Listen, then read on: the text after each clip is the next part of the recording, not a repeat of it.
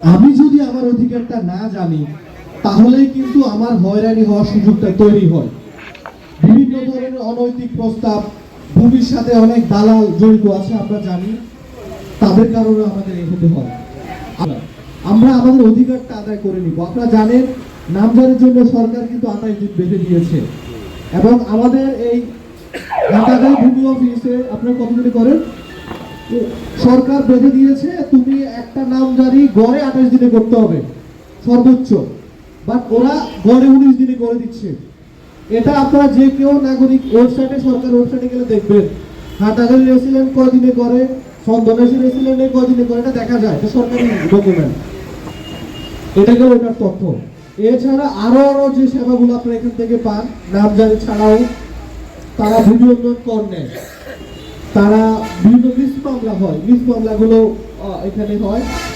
আর কি সেবা দাও, 145 এর মামলাগুলো এখানে আসে, তারা তদন্ত রিপোর্ট দেয়, ভূমি অপরাধ আইনের তদন্তগুলো আসে। যাই হোক, তাদের অনেক কাজ।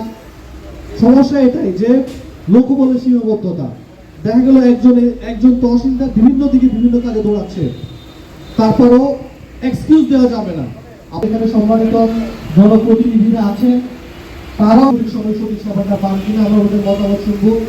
আমাদের সাংবাদিক ভাইয়েরা আছেন, ওনারাও বিভিন্ন সময় বিভিন্ন অনিয়ম নিয়ে কিন্তু বিভিন্ন জায়গায় বিভিন্ন মানুষ দখল করে রাখে, সেগুলো উদ্ধারের জন্য আমাদের তৎপরতা। আপনারা যেটা খুশি হবেন, ইতিমধ্যে আমরা স্যারের নির্দেশে আর এক ইউনিয়নে যাওয়া লাগবে না। হ্যাঁ, এছাড়াও আপনারা জানেন তার RS জরিপের সাথে BS জরিপের একটা কন্ট্রাডিক্টরি আছে, যার কারণে তিনি হয়রানি হচ্ছে। তো এগুলো সমাধান হবে যদি আমাদের একটা জরিপ হয়ে যায়। আপনারা জানেন, জরিপ হওয়া মানে হচ্ছে যে সাম্প্রতিককালে কোন জমি কার সমস্যার সমাধান পাবেন।